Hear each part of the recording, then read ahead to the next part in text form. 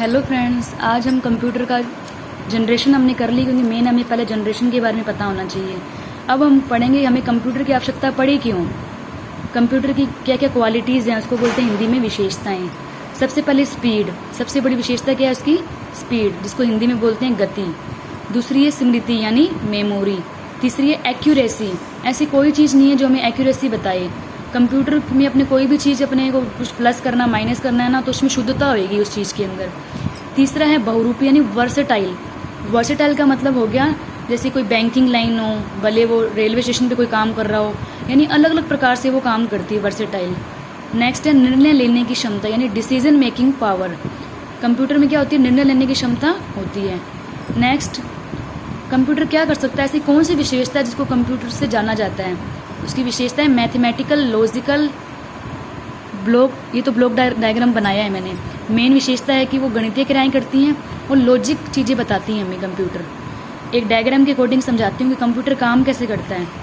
सबसे पहले हम किसी चीज़ को इनपुट करते हैं, जैसे हम कोई कॉपी होती है, पहले हम क्या करते हैं, उसको लिखते हैं, है ना, फिर इसको हम माइंड में सेट करते हैं, ठीक है।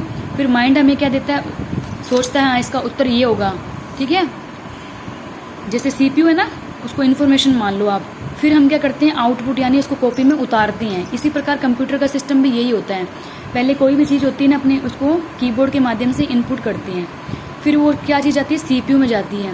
CPU में ना बहुत सारी चिप होती हैं उसके अंदर, जिसमें गणित का काम करने के लिए अलग होती हैं, मैथ का मतलब और भी हिंदी का काम करने के लिए अलग होती हैं, रफ कॉपी अलग होती है। CPU के अंदर, चिप के अंदर बहुत सारी चीज़ें होती हैं सेव, ठीक है।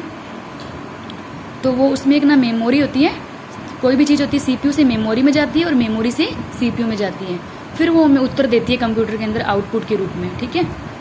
That's clear.